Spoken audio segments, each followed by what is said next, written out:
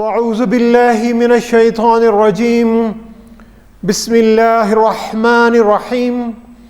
قال اللہ تعالی فی الکتاب الحکیم وَيَسْأَلُونَكَ عَنْ ذِي الْقَرْنَيْنِ قُلْ سَأَتْلُو عَلَيْكُمْ مِنْهُ ذِكْرًا۔ سامعین گرامی، سورہ کہف کی آخری آیات، آخری سے تھوڑے سے پہلے والی آیات 83 سے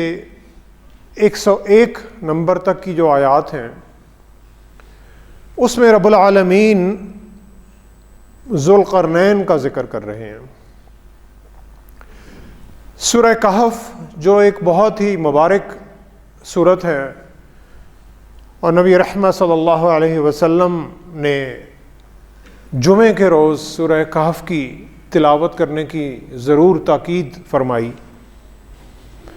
اس سورت میں 4 قصے آتے ہیں۔ پہلا قصہ اس میں اصحاب کہف کا ہے،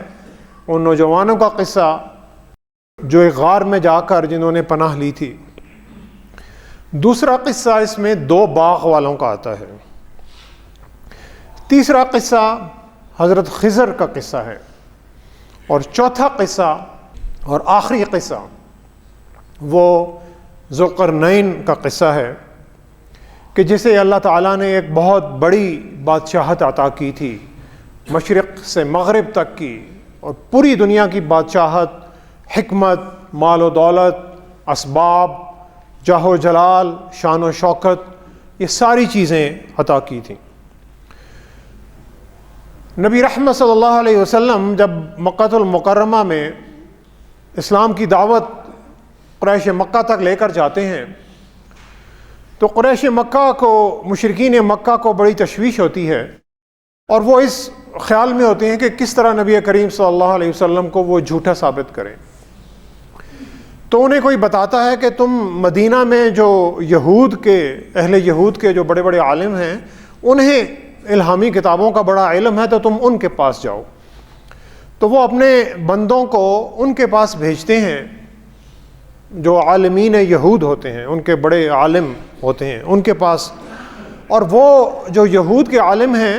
وہ ان مشرکین مکہ کو بتاتے ہیں کہ تم واپس جاؤ اور اس شخص سے جو نبی ہونے کا دعویٰ کرتا ہے اس سے 3 سوال پوچھنا،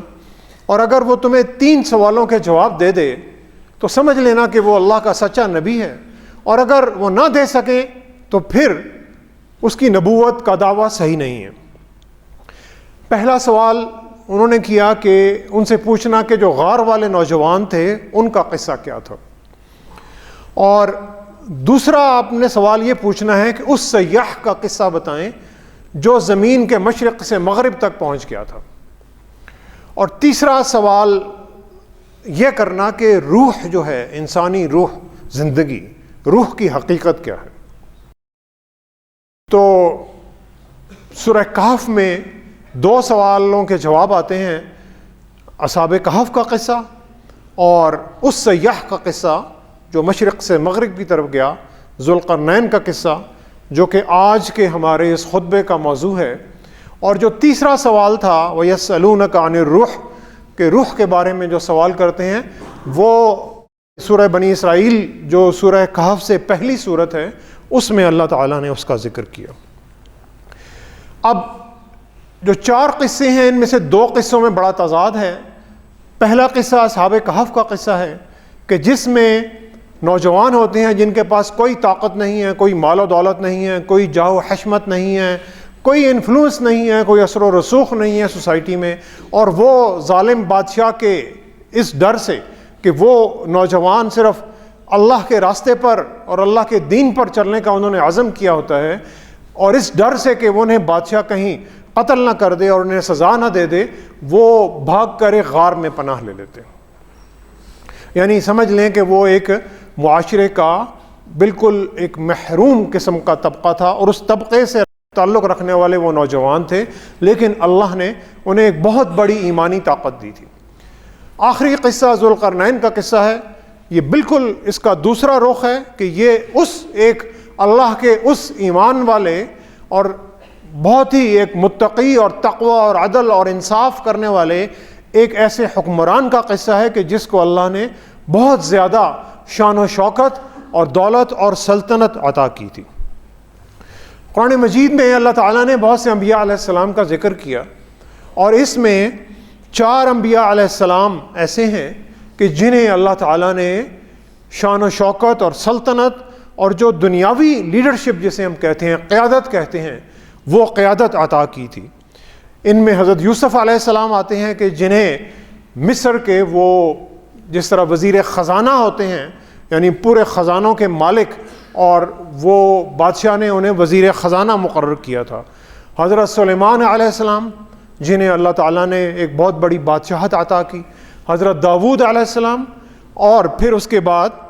نبی کریم صلی اللہ علیہ وسلم جو بالکل ایک چھوٹے سے کسی گھرانے سے اٹھ کر پھر جب مدینہ میں ہجرت کر کے آتے ہیں تو وہ پھر ایک بہت بڑی اسلامی سلطنت اور ایک مملکت کی بنیاد رکھتے ہیں، اور پھر نبی کریم صلی اللہ علیہ وسلم ایک روحانی پیشوا اور لیڈر ہونے کے ساتھ ساتھ ایک دنیاوی قیادت بھی مسلمانوں کی امت کو عطا کرتے ہیں۔ ذوالقرنین کا یہ جو قصہ ہے، اس قصے سے ہمیں جو دنیاوی لیڈرشپ اور جو قیادت ہے اس کے کئی سبق ملتے ہیں، اور یہ لیڈرشپ اور جو قیادت ہے یہ صرف بڑے بڑے جو وزیر اور وزرائے مملکت اور وزیر اعظم اور صدر اور جو بڑے بڑے لوگ ہیں ان تک ہی محدود نہیں ہے۔ ہم میں سے ہر شخص اس معاشرے میں کوئی نہ کوئی لیڈرشپ کا رول ضرور ادا کرتا ہے، چاہے وہ اپنے خاندان کے ساتھ، اپنے اہل و عیال کے ساتھ ہو، جہاں پر وہ کام کرتا ہے، کاروبار کرتا ہے، روزگار کرتا ہے، وہاں پر ہو، اور اگر یہ بھی نہیں ہے تو اس کا جو لیڈرشپ کا رول ہے اس کی اپنی ذات پر ضرور ہے، کیونکہ اللہ تعالیٰ نے ہر انسان کو اپنی ذات کے اوپر پورا اختیار دے دیا۔ تو اللہ تعالیٰ یہاں پر کہہ رہے ہیں وَيَسْأَلُونَكَ عَنْ ذِي الْقَرْنَيْنِ، اے نبی صلی اللہ علیہ وسلم یہ جو لوگ ہیں آپ سے ذوالقرنین کے بارے میں سوال کرتے ہیں، قُلْ سَأَتْلُو عَلَيْكُم مِّنْهُ ذِكْرًا، آپ کہہ دیجئے کہ میں تمہیں اس کا ذکر جو ہے اس کا حال وہ سناتا ہوں۔ إِنَّا مَكَّنَّا لَهُ فِي الْأَرْضِ وَآتَيْنَاهُ مِن كُلِّ شَيْءٍ سَبَبًا، اسے اللہ تعالیٰ کہہ رہے ہیں کہ ہم نے زمین میں اقتدار عطا کیا تھا، اور پھر اسے تمام وسائل بھی فراہم کر دیے تھے، طاقت، عزت، دولت، فوج، عدالت، جتنے بھی وسائل کسی بھی مملکت کے ہو سکتے ہیں اللہ تعالیٰ نے وہ سارے وسائل اسے عطا کیے۔ فَأَتْبَعَ سَبَبًا، تو پھر ذوالقرنین نے ایک مہم پر ان اسباب کے ساتھ چلنا شروع کیا، یعنی وہ ایک اللہ کا ایسا بندہ تھا جو بیٹھتا نہیں تھا، اور جس نے ساری عمر جد و جہد میں گزاری اور مختلف مہمات کو سر کرنے میں گزاری، اور وہ ایک پھر مہم پر چلنا شروع ہوتا ہے۔ حتیٰ اذا بلغ مغرب الشمس وجدها تغرب فی عین حمیۃ ووجد عندها قوما، یہاں تک کہ وہ چلتے چلتے اپنے لاؤ لشکر کے ساتھ ایک ایسی جگہ پہنچ گیا جہاں پر سورج غروب ہوتا ہے، یعنی جو دنیا کا ایک آخری کنارہ تھا، مغربی کنارہ، اس کنارے تک پہنچ گیا، اور جہاں پر اس نے دیکھا کہ سورج ایک گدلے پانی کے چشمے میں غروب ہو رہا ہے، یعنی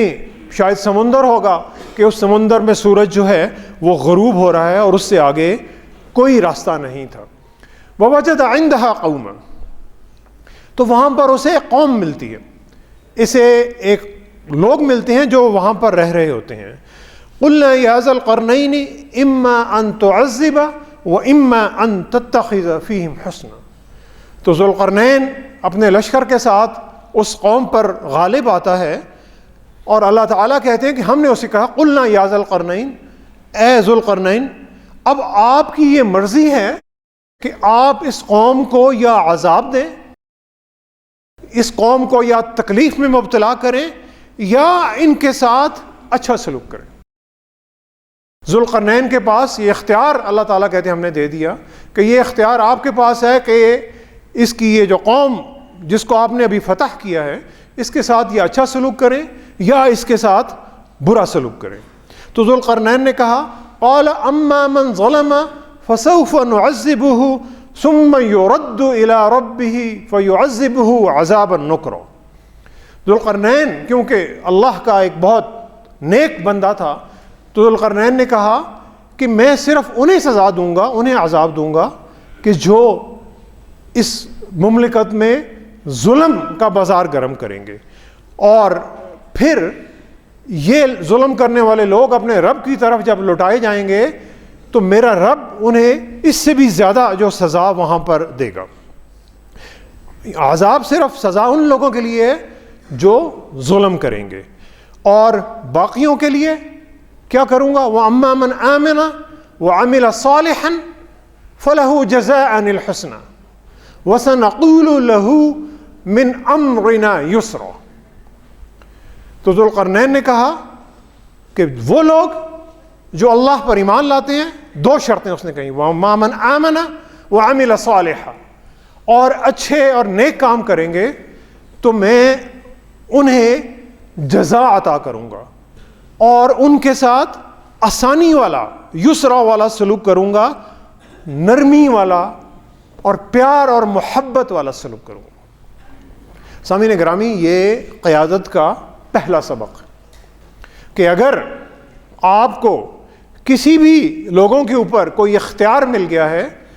تو یہ نہیں ہے کہ آپ ظلم کا بازار گرم کر دیں یا آپ کا جو دل کرتا ہے کریں. ایک اچھا لیڈر عدل اور انصاف کرتا ہے, وہ لوگ جو ظلم کرتے ہیں ان کے لیے سزا رکھتا ہے, اور وہ لوگ جو اللہ کے راستے پر چلتے ہیں اور اچھے اعمال کرتے ہیں ان کے لیے وہ آسانیاں پیدا کرتا ہے. ثم اتبع سببا, پھر ذوالقرنین دوبارہ ایک مہم پر نکل جاتا ہے. اس قوم میں وہ ایک اپنا عدل اور انصاف کا سسٹم نافذ کر کے کسی اور مہم پر آگے چلتا ہے, اور پھر وہاں تک پہنچتا ہے کہ جہاں سے سورج طلوع ہو رہا ہوتا ہے, یعنی زمین کا دوسرا کنارہ, پوری دنیا کا شاید سفر طے کر کے وہ یہاں پر پہنچتا ہے. حتیٰ اذا بلغ مطلع الشمس وجدها تطلع على قوم لم نجعل لهم من دونها سترا. یہاں تک کہ وہ ایسی جگہ پہنچتا ہے جہاں سے سورج مشرق سے طلوع ہو رہا ہوتا ہے,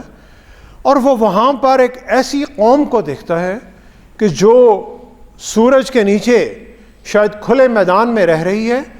اور اس قوم کے اوپر سر چھپانے کے لیے کوئی اوٹ بھی نہیں ہے, کوئی سایہ بھی نہیں ہے. یعنی شاید ایسی بالکل ہی کوئی غیر تمدن یافتہ اور بالکل ہی شاید کوئی وحشی قسم کی قوم ہوگی کہ جو بالکل غربت سے رہ رہی ہے, اور وہ ایسے لوگ تھے کہ جن کے پاس سر چھپانے کے لیے بھی جگہ نہیں تھی. مغرب سے چلتا ہے, مشرق میں آتا ہے, اور پھر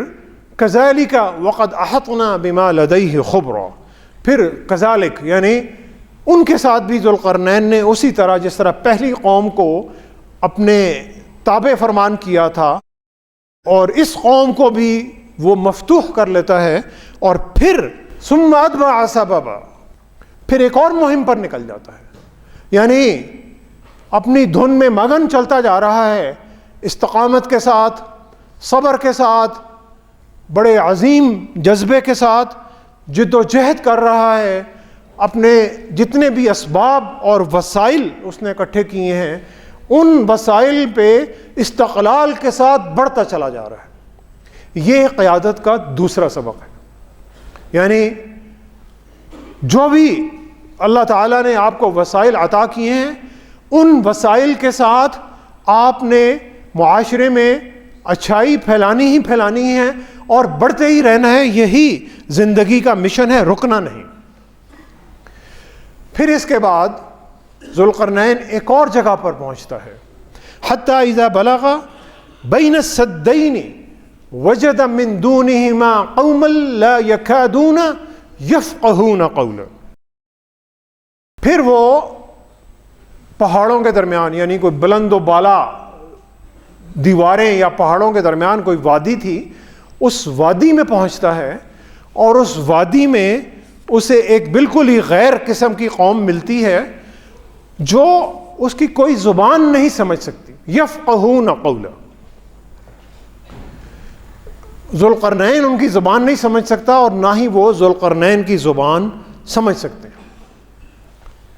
اب ذوالقرنین اس قوم سے بات چیت کر رہا ہے، کمیونیکیٹ کر رہا ہے، جسے ہم آج کی زبان میں کمیونیکیشن سکل کہتے ہیں. تو لازماً ذوالقرنین نے اس قوم کی زبان سیکھی ہوگی تاکہ وہ ان سے بات چیت کر سکے، ان کے مسائل سمجھ سکے. یہ لیڈرشپ کا تیسرا سبق، یعنی عوام الناس کے بالکل نیچے لیول پہ، جسے گراس روٹ لیول کہتے ہیں، اس لیول پہ جا کر عوام کے مسائل سننا اور سمجھنا کہ میری قوم کا ایک عام یا غریب آدمی کس طرح زندگی گزار رہا ہے، اس کے مسائل کو سمجھنا، یہ قیادت کا تیسرا سبق. پھر یہ جو قوم، جو غیر قوم ہوتی ہے جس سے ذوالقرنین بات چیت کرتے ہیں، وہ کہتی ہے قالوا یا ذا القرنین ان یأجوج ومأجوج مفسدون فی الارض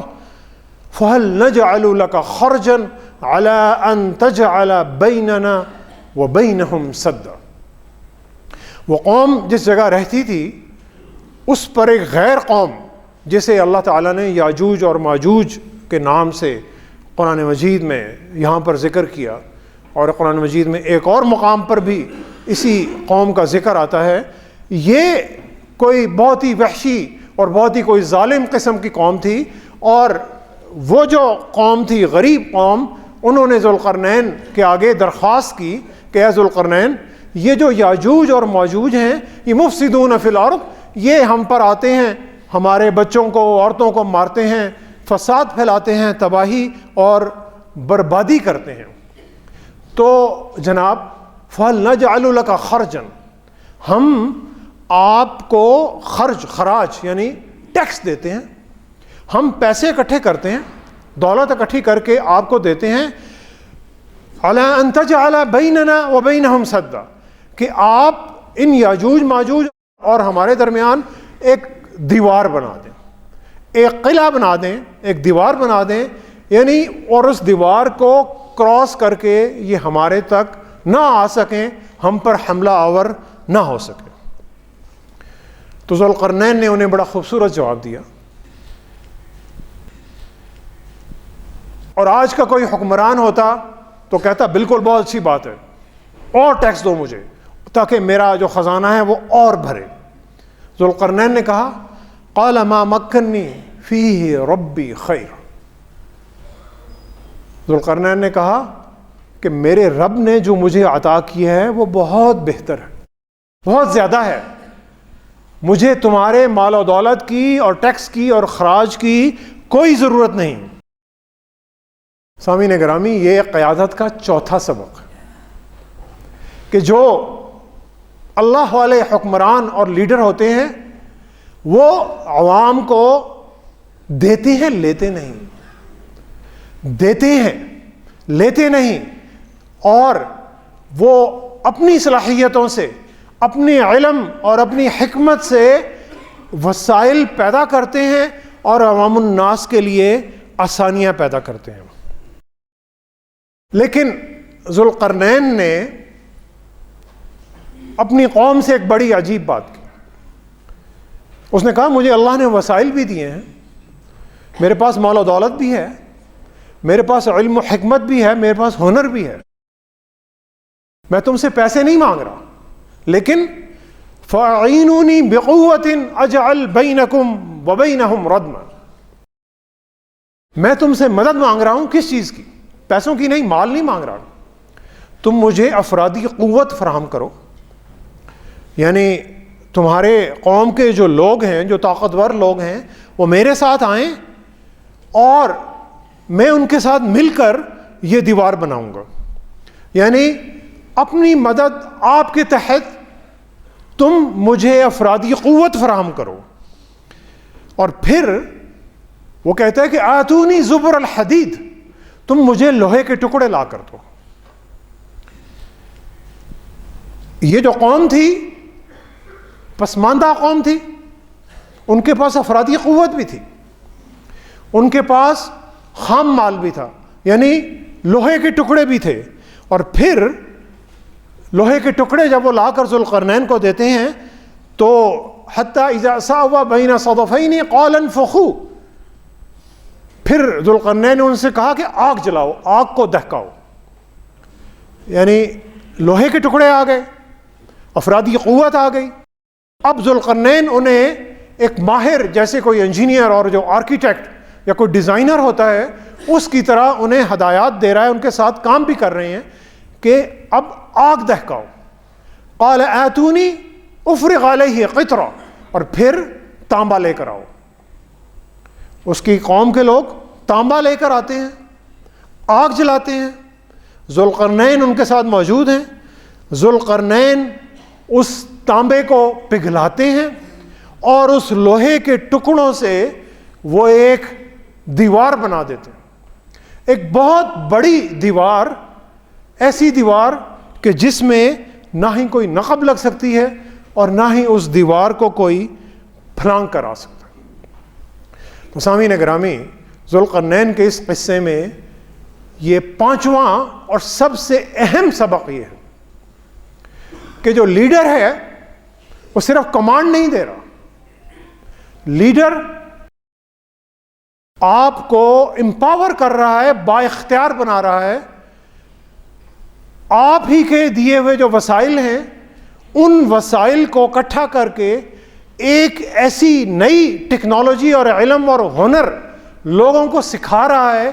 کہ وہ اس سے پھر خود دیوار بنا رہے ہیں، اور وہ اسے ایک بہترین ٹیکنالوجی صرف دے نہیں رہا بلکہ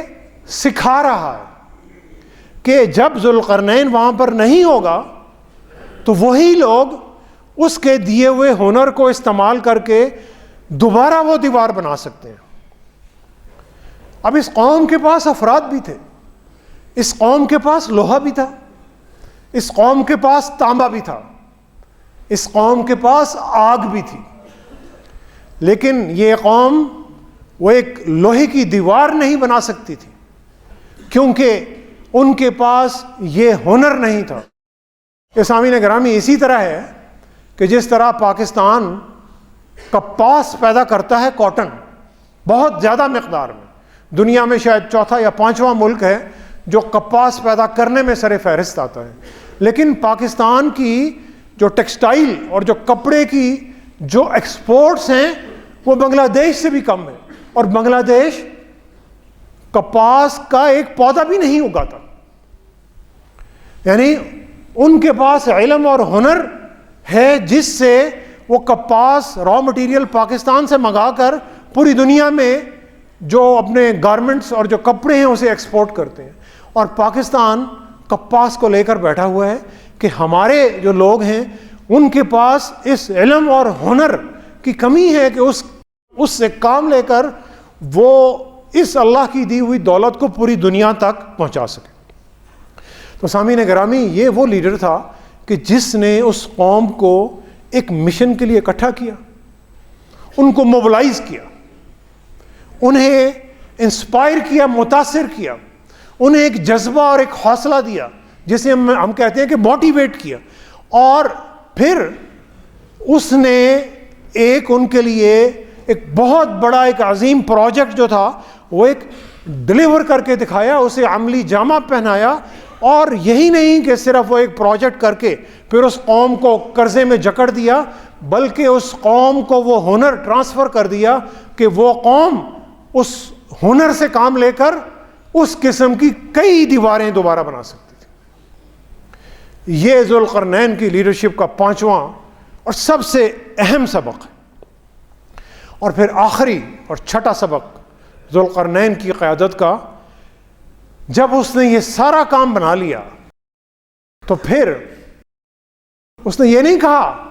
کہ یہ جو میں نے بہت بڑی ایک یادگار اور ایک شاہکار بنا دیا اسے تم میرے نام کے ساتھ منسوب کر دو، یا میں نے کوئی بہت بڑا کمال کیا اور اس میں میرے نام کی تختی لگی رہے اور آنے والی نسلیں یاد کرتی رہیں کہ یہ بڑے شہنشاہ صاحب گزرے تھے کہ جنہوں نے ایک موٹر وے بنائی تھی، یا جنہوں نے بڑی بڑی عمارتیں بنائیں، یا جنہوں نے بڑے بڑے درخت لگائے. اس نے کوئی یہ کام نہیں کیا. ذوالقرنین نے کہا قال ھذا رحمت من ربی، انہوں نے کہا کہ یہ تو میرے رب کی رحمت ہے کہ جس نے مجھے اس قابل بنایا کہ شاید کہ میں تمہارے کسی کام آ سکوں. قال ھذا رحمت من ربی فاذا جاء وعد ربی جعلہ دکا، کہ جب میرے رب کا وعدہ پورا ہو جائے گا، جب اس دیوار کا کام ختم ہو جائے گا تو میرا رب اسے ریزہ ریزہ کر دے گا. یہ جو ایک عجوبہ میں نے بنایا ہے یہ عجوبہ ختم ہو جائے گا. اور پھر وہ قوم شاید اس قسم کے کئی عجوبے اور بنا لے، کیونکہ ذوالقرنین نے وہ پورا ہنر جو تھا وہ اس قوم کو سکھا دیا. تو سامعین گرامی، یہ ذوالقرنین کی قیادت کا چھٹا سبق ہمیں مل رہا ہے کہ جب کوئی بھی لیڈر، چھوٹا یا بڑا، گھر کا سربراہ یا کسی دفتر کا سربراہ یا کسی دکان کا مالک یا اپنی ذات کا مالک، جب بھی اللہ تعالیٰ اسے کوئی کامیابی عطا کرتے ہیں پھر وہ اس پر فخر نہیں کرتا، پھر وہ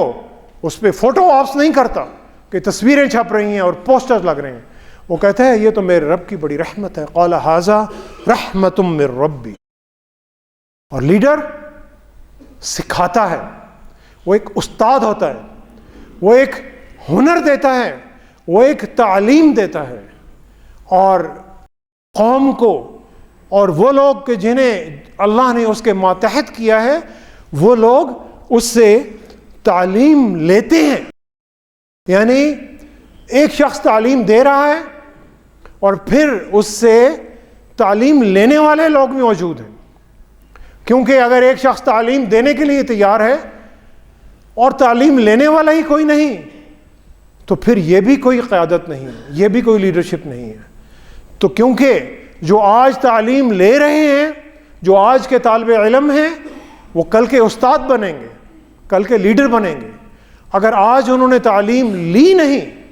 تو وہ کل کے استاد کیسے بنیں گے؟ اس لیے سامعین گرامی، ایک قابل استاد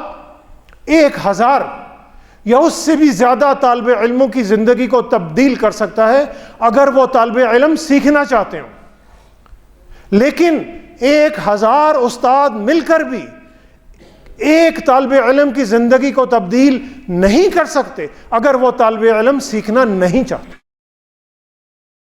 طالب علم کے لیے سیکھنا فرض ہے اور استاد کے لیے سکھانا فرض ہے. سامعین گرامی، مسلمان کی یہ ڈیوٹی ہے. ثم اتبع سببا، اس نے رکنا نہیں ہے، اس نے اپنے وسائل کو، اپنی صلاحیتوں کو، اللہ تعالیٰ نے جو بھی علم اسے دیا ہے اسے بڑھاتے رہنا ہے. اس نے لینا نہیں ہے، اس نے دینا ہے. اس نے علم بانٹنا ہے، اس نے سہولتیں دینی ہیں، اس نے، اور پھر جب اسے کامیابی ملتی ہے تو اس نے اپنی صلاحیتوں پر غرور اور تکبر نہیں کرنا، ناز نہیں کرنا. اللہ کے آگے اپنے سر کو جھکانا ہے اور کہنا ہے قال ھذا رحمت من ربی، یہ تو میرے رب کی رحمت ہے، اور اگر میرے رب کی رحمت شامل حال نہ ہوتی تو میں تو کچھ بھی نہیں کر سکتا تھا. سامعین گرامی، سورہ کہف کی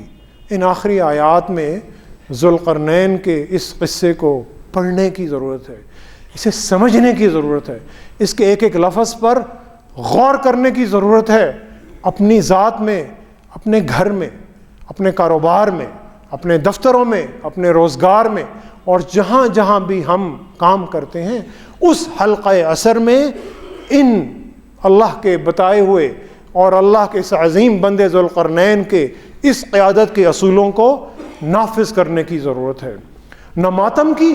نہ اب آنسو بہانے کی ضرورت ہے، نہ ماتم کی نہ اب آنسو بہانے کی ضرورت ہے. عمل کو اپنی فطرت بنانے کی ضرورت ہے. تلاش حق میں جتنے بھی اندھیرے آئیں یارو، تلاش حق میں جتنے بھی اندھیرے آئیں یارو، ہر اندھیرے میں ایک شمع جلانے کی ضرورت ہے. سامعین گرامی، دعا کریں کہ اللہ تعالی ہمیں جہالت کے اندھیروں کو علم کی روشنی سے مٹانے کی توفیق عطا فرمائے، اور اللہ تعالی ہمیں غربت کو ہنر، علم اور محنت اور اللہ کی رحمت سے دور کرنے کی توفیق عطا فرمائے۔ وما علینا الا البلاغ۔